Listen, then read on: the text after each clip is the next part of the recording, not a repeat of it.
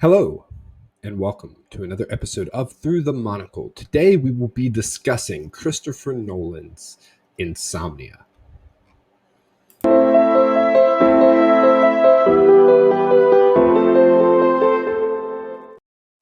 As always, I'm your host, Grant Ingram, and while that intro might sound like we're going to be discussing a famous director's medical history, instead we will be discussing the 2002 movie of the same name, starring Al Pacino and Robin Williams. Joining me today as the Pacino to my Williams, it is Grant Skillen. How you doing, Grant? I'm doing good, although I'm usually so I'm surprised it went the other way around. Dude, spoilers. Dang it. You'll have to cut that. That's a great Beep. line. Um, yeah, I'll decided beep it in post. It's fine. I wanted to make a stupid joke so badly, but it's too soon. It's been 8 years, but it's still too soon. This I'm is a doing movie. good though. How are you doing? I'm doing pretty good. I'm excited to be here. This is one of my favorite Nolan movies, and I've not seen anybody talk about it. Largely because you literally cannot watch it anywhere official. Like I'm looking now to double check that, but like I was looking last night, couldn't find it anywhere officially. I think you might be able to rent it on like Amazon. I didn't even see that yesterday. Yeah, that's not even showing up. Yeah. Yeah, I mean maybe. I don't even think. No, I don't think you can. I don't think you can find it anywhere official. No. I have no problem saying that we found it anyway. I own this movie on DVD. Like copyright laws, whatever followed. No We watched his DVD across country. It's all good. Mm-hmm. That's exactly what we did. But we found it anyway. This is a movie. It's a mystery movie. It's the only time I know of where we ever see Robin Williams and Al freaking Pacino in the same stinking movie. Also, Hilary Swank, which, I mean, nice addition. That's pretty much the cast as far as anybody I would recognize goes. Yeah. I guess Paul Dooley's in it. But yeah, I mean, like, even like Martin Donovan looked familiar, but I mean, Martin Donovan. He would, yeah. I mean, he would have been in stuff in the late '90s. He played Jesus in some movie. What movie did he play Jesus in? He's known for this movie, but he played Jesus in the Book of Life, which, whatever, doesn't necessarily look like a Jesus. He was also in Tenet from a couple of years ago. So essentially, his career has been kept alive by Chris Nolan. His career is Chris Nolan movies. I mean, he's done stuff, but yeah, pretty much. There's not like, okay, he was in Blackberry this year. Like, he was in Ant-Man. Like, he's in stuff. Who was he in Ant-Man? Or which Ant-Man movie? Ant-Man, like 2015. Okay. He was Mitchell Carson, who is somebody. Like, he just kind of exists in most of his movies, which sounds really bad, but it's really kind of true. Yeah. Nothing wrong with it. I mean, he played a good character while he was still in the movie in this one.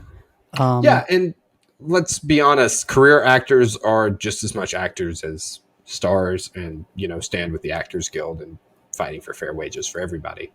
It's just that he's a little less known. Yeah, nothing wrong with that though. So this is a mystery movie. Grant, do you care to explain the premise, or should I? I can give it a shot, and you can say it better after I do. I mean, the premise of this movie is that the detective, I'm already forgetting his name, Will Dormer and Hap Eckhart, they go up to good old Night Mute, Alaska, because they found a 17-year-old murdered, and it had been 24 hours, and they were kind of like, we don't know where to go, we don't know what to do, so let's bring in this guy from LA. So he comes in, they start doing the investigation, he does his thing. He can't sleep, insomnia, woo. That's where the title comes from. Finds the killer, practically becomes friends with the killer, starts like making deals with the killer. Mind blank. and then twist happens. Let's just go with that. Yeah. So I guess the best way to do it is the film follows two Los Angeles homicide detectives investigating the murder of a teenage girl in Alaska. After the killer witnesses an accidental shooting committed by one of the detectives, they create a plan for both parties to mutually avoid prosecution. Hence why Al Pacino's character gets insomnia. This movie stars Robin Williams in a role that you usually wouldn't think of Robin Williams for, and that is the reason he was cast. Nolan said that he wanted or he thought audiences would come away feeling like they have seen a new Robin Williams. Yeah, Robin Williams, and I texted Grant about it when he was like, I watched the movie, and I was like, Robin Williams is the best part of this movie. I mean, the way he plays the villain and plays the murderer is just perfect. Like, it's got that psychotic killer vibe of like, yeah, I killed this girl, and like, but it's, I don't know how to describe it. He just plays it perfectly. Oh yeah, and he's. I don't know if you can find the words. I can't, but he plays the lovable psychopath. Like, he's an author, right? Like, people love him, and he's like this very lovable person who also happened to make advances on and kill a 17-year-old girl. Yeah. I think that double-sidedness of Robin Williams in this, I think, plays really well, because let's be honest, as the audience, you go in and you like Robin freaking Williams. Yeah, for sure. Every interaction we have with Robin Williams, we really like in this movie, up to the point we find out he's the killer.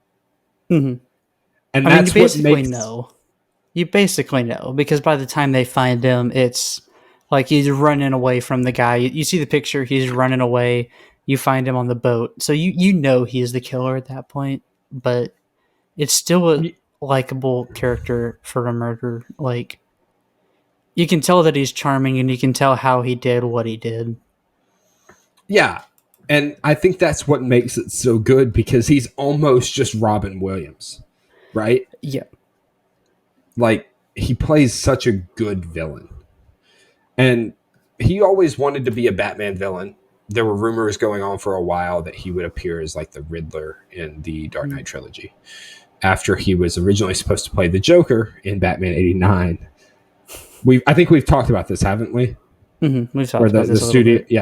Yeah, when we did Batman 89, the studio used Williams to get Nicholson, and he was kind of ticked off. That started, or I guess maybe continued, I don't know Williams' studio history as well. But he was abused by multiple studios, Disney included, which is the reason he didn't voice the genie in Aladdin 2.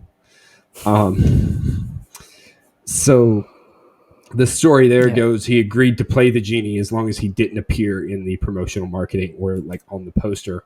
And Disney said, screw you, you're the best part of this movie. We're selling it based on you. Which is true. And he was ticked off, like royally ticked off. And it took forever for, like, Michael Eisner had to like publicly apologize, personally apologize. And I believe he ended up with I want to say a Picasso painting as a token of apology from Disney, to then come back, and he ended up voicing Genie again in Aladdin 3 and everything after that. But yeah, no, he got abused by a lot of studios, and he campaigned to be a Batman villain, wanted to be a Batman villain with Christopher Nolan. And after seeing this, I think he would have been a darn good one. Yeah, he could have played the Joker. He could have played the Riddler, I think, and done a very good job. Maybe I think he would have been a really good Riddler. I could definitely see Two-Face because of the dichotomy of this character he plays. I could see it. Yeah, the lovable author side and then the psychotic killer side mixed together perfectly in this movie, I think could go well together with Two-Face, where you have the before and then the after of like the combination. Or even just literally the two sides. Where he's both. That said, we would have lost Aaron Eckhart's Two-Face. And I like Aaron Eckhart's Two-Face in those movies. I think he would have been a really good Riddler. I really hate that we never get to see him as a Batman villain. I really hate that Robin Williams is dead. He's just a fantastic, by all accounts, I can tell you really who he definitely would have been a better Riddler than Jim Carrey. Wait for it. This guy. Yeah. But he just is, by all accounts, a fantastic person. And gone way too soon.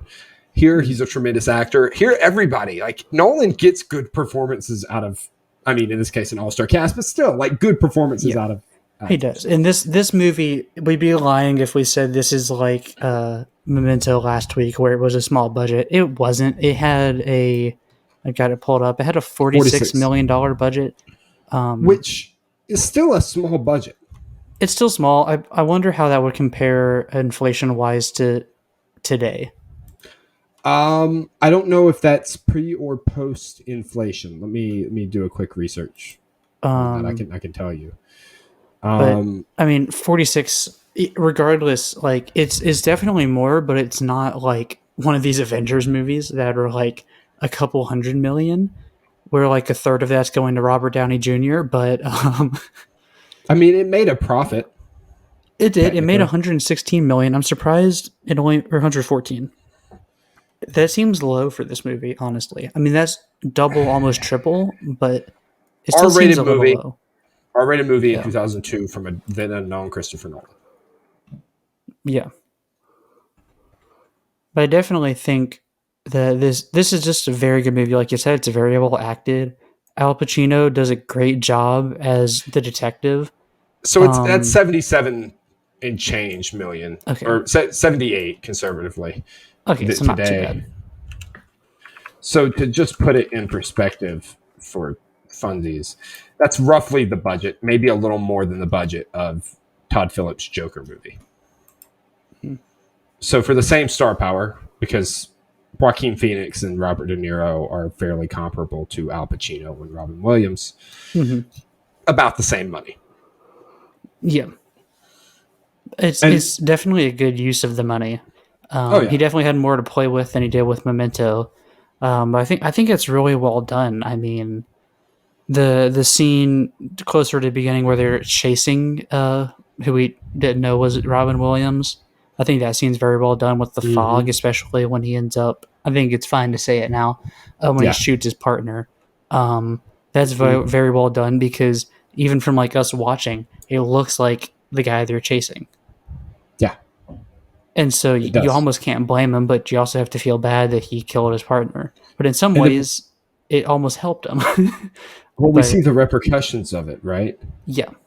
Like we see all of that play out, this insomnia that Pacino is cursed with as he has these nightmares of killing his friend. Like, that's incredible. The impact that he's able to pull off with that is insane. And that's a testament to Pacino's acting. That's a testament to Nolan's directing. And honestly, that's a testament to the script, because the script on this movie is just as good. I'm trying to figure out if it won any awards. I had to think it won something.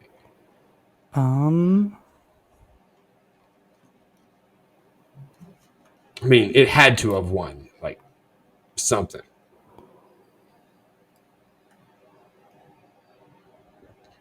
Also, it recently came out that Steven Soderbergh, who's known for a great many movies, like the Ocean's movies, like Logan Lucky and a few others, is the reason that Chris Nolan got this movie, or at least got the meeting to get this movie. I'm trying to find and see if it won any awards. I would have to think. At least what I can see on Wikipedia, at the Saturn Awards, Williams was nominated for Best Supporting Actor, and the writer was nominated for Best Writing. Okay. But that's the only thing I can see, at least on Wikipedia. It should be noted that this is the only Chris Nolan movie to date in which he does not have an official writing credit, even though he wrote the final draft himself. Yeah. Interesting. It was also another fun fact from Wikipedia. It was his last R-rated film up until Oppenheimer this year. Which is interesting, because his first 3 movies were R-rated. Or at least Memento and this one were, I believe, following was. Yeah, Following was also Yeah. rated R. So we talked about the filming for the last movie and how it was over 2 months. How long do you think this movie took to film? 3 weeks. 3 months. Or was it 2 weeks 3 months? for the last one? Yeah, it was. It was Or not very long. I remember that. this one was 3 months in 2001. Okay, that's not bad. Yeah, no, that's not bad at all. Um, Later, Christopher Nolan actually singled this out as his most underrated movie. Which I mean, yeah, because everything else he's done has been critically acclaimed. The fact that you can't legally find this one anywhere is kind of ridiculous. Mm-hmm. Yeah, like this is a fantastic movie. I highly recommend searching out to find it. Like I said, I have it on DVD. Like I'm not even kidding. I found a DVD at a Goodwill a few years ago. That's how I watched it originally. Like this is a good movie, a very good movie. It has a quote that I really like. So Will Dormer, I'm going to edit this because I'm not swearing on air. I'd like to be hireable as a human. But I'm going to edit this. This is Al Pacino talking to Finch, who's played by Robin Williams. He goes, "You don't get it, do you, Finch? You're my job. You're what I'm paid to do. You're about as mysterious to me as a blocked toilet is to a bleeping plumber. Reasons for doing what you did? Who gives a crap? Screw whatever you want to." Yeah. Like, to me, that is just a fantastic line. Because not Dormer, Finch is sitting there this entire time thinking because he writes books that he's outsmarted them, right? Mm-hmm. But he writes the books based on cops. And so, like, I don't know. I really just love this movie. Like, it is really fantastic. Mm-hmm. I'm looking at some little continuity errors. Yeah. It's just kind of funny. It's not anything huge. So after Will and Walter's conversation on the ferry, the officer who got shot in the leg earlier by Walter is shown walking normally to the police station. Later, he's shown limping and using crutches. Fair enough. Yeah. While they're I'm in the sure meeting there's on the little ferry, things. Dormer's position in relation to Finch changes repeatedly from shot to shot. He quickly alternates from facing Finch and facing away from him. Yeah. I will say this is technically, I believe, a remake I think I saw that, yeah. From a Norwegian movie, which makes it two remakes that I like better than their originals. This and The Departed. This isn't okay. So this isn't like an American remake where they're redoing Snow White. This is like they took a foreign movie and are like, here, good actors. Yeah. Okay, that sounds really freaking insensitive. I'm sorry. Not to say the other movie is bad or does not have real actors, but I doubt it had these big names. It definitely did not have Robin Williams and Al Pacino.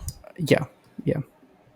I also love the ending to this film, and I like after this, I'm pretty much done. So at the end of the movie, Robin Williams shoots at Dormer and Burr. Burr returns fire with Dormer's gun while Dormer sneaks around to Finch's location. After a scuffle in which Dormer grabs Finch's shotgun, Finch shoots Dormer with Burr's gun, and Dormer shoots and kills Finch with the shotgun. So everybody dies. And then Burr rushes to the wounded Dormer and comforts him by affirming that Eckhart's shooting was accidental. Then moves to throw away the 9mm shell casing to preserve Dormer's reputation. Dormer stops her, saying, "Don't lose your way." And then he says, "Just let me sleep," and dies as Burr puts the shell casing back in the evidence bag. The "just let me sleep" thing. Good gosh. Yeah, that was a really, really deep moment there at the end. I mean, that's the end of the movie, and it's really deep. Mm-hmm. The let me sleep, and he knew at that point his reputation was going to be shot because of the other report. So I think he's at this point, he's like, why not? Just take the bullet. Let's be honest, he's dead. Yeah.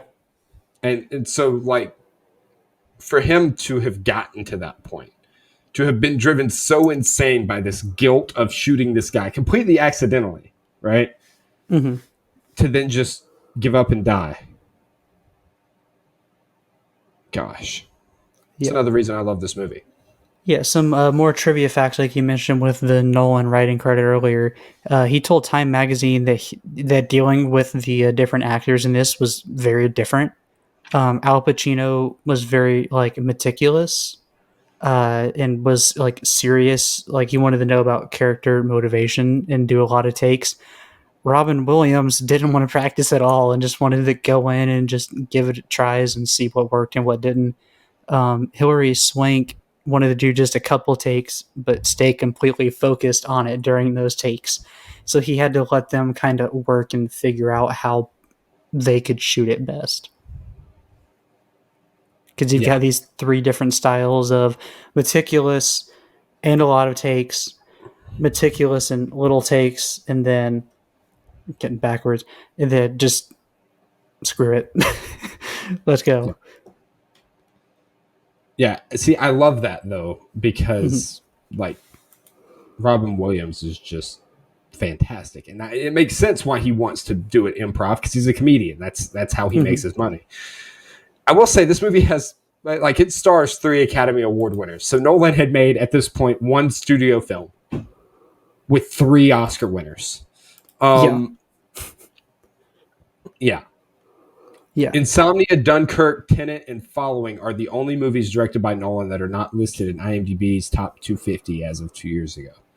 His other 7 movies are among the 250 best movies ever made. Yeah. Then the last thing I want to say is Robin Williams speaks his first line 47 minutes into the movie and doesn't appear on screen until 58 minutes in. His character, Walter Finch, does appear earlier in the film, but is not identifiable and possibly is played by a stand-in. I just thought it was interesting. Another trivia fact, Dormer, the name comes from the French, Spanish, and Portuguese word dormir, which means to sleep. Interesting. Ironic. Very. Can save others from sleep. No, I'm trying to make a save others from death, but not himself reference, but that was bad. We're not going to talk about that. No, we're not. We're not going to talk about it. I just really like this stinking movie. That's what I have to say with it. It's very good. It's very underrated. I agree with Nolan. Mainly because his other movies are so highly rated that, like, for this one to just be not rated at all.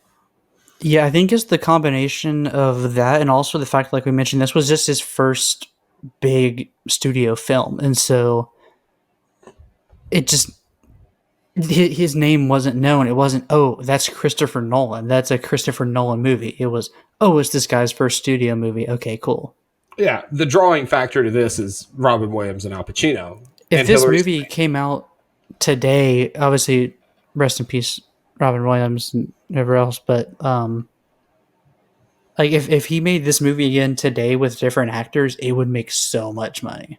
I mean, like, flip it with Inception. Say Inception came out in 2002 and Insomnia came out in 2010, I believe is when it did. You're going to flip their reception as well. Like, Inception is just going to be the same thing. It's going to be under the radar. Insomnia is a very good movie. Yeah, it's just the timing hurt it in terms of money, but the Wikipedia article noted that when a lot of like filmmakers come up to him and want to talk to him about movies, most of them mention this movie. I believe that because he does this movie very well. Yeah, it shows, like, well, we talked about with Memento last week, how it's a very well shot movie. And just the quality of it from every point of view is just great. Yeah, the budget is on the screen. Like the entire time, it's always on the screen. Like it's never hidden. It's the actors and it's the talent that goes into that. There's no big budget behind, like for post-production, no big CGI. Robin Williams doesn't turn into the Hulk. Interestingly enough, the role that was played by Pacino was originally intended to be played by Harrison Ford, who is going to be the Hulk or Red Hulk very soon. Wait, Harrison Ford's going to be Red Hulk? Yeah, he's replacing Thunderbolt Ross in the MCU. What? Yeah. No, that's real thing. Going to be interesting.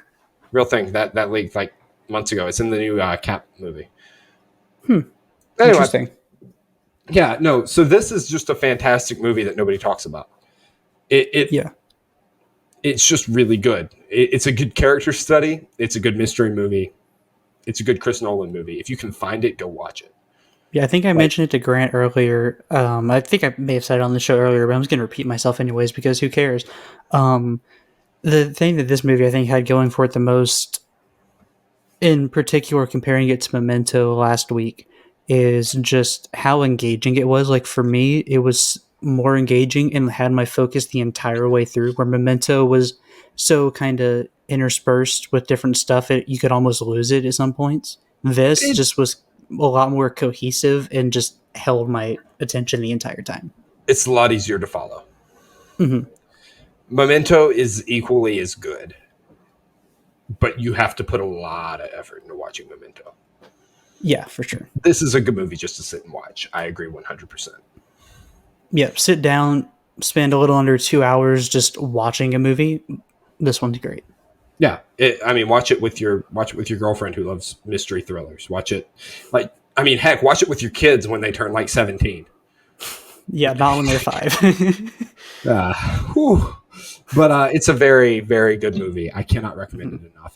I think it like fits all our criteria. It's just fantastic. Yeah. Yes, and yes. Yes. Next week we will be talking more Chris Nolan. We have not discussed the film we're going to do yet.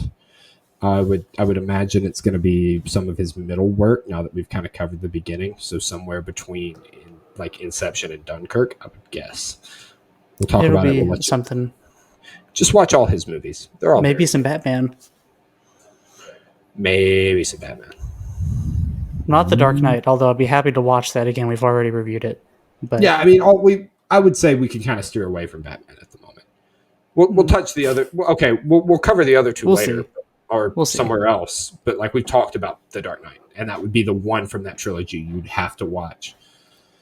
Seeing as we only actually hold up, we might get 5 episodes in this week or this month. Week? This month. Let's see. We do get 5. Okay, so maybe we do Batman next week. Okay, wait a second though. Keep in mind we're releasing on Fridays. Oh, never mind. We get 4. Yep. We'll get 5 next month. But yeah, we'll let you know. We'll try to announce that earlier than we did this week. But yeah, thank you so much for watching. If you've enjoyed the show, please help us keep the lights on, or in my case, off, by going to patreon.com/theculturednerd and clicking through the monocle tier. We really do appreciate it. We like to joke, but that really does help us out a lot. It helps pay for streaming rentals and stuff like this, where we have to find it kind of weirdly. As always, I've been your host, Grant Ingram. I've been your co-host, Grant Skillen. Thankfully, my chair didn't just break there. I don't know if you heard that or not, but thank you each of our Patreon supporters. Thank you to Jose for the logo and Taylor for the intro. Yep. And thank you, viewers, for joining us. If you enjoyed this episode, please leave a like, subscribe. And if you want to see more of the Cultured Nerds, scan that QR code on the left. If you want to see more of our stuff, we have an interview this weekend coming out probably tomorrow as this drops with Mr. Gabe Lee, who is an Americana up-and-comer, country music up-and-comer, like just a fantastic guy. We're talking about his new album as featured in Rolling Stone and Variety. Vanity Fair. As featured in Rolling Stone. As featured somewhere. As featured multiple places, and it's fantastic. Thank you for joining us, and be sure to share this with all your friends, and we'll see you next week when we talk about another movie by Christopher Nolan. Take care.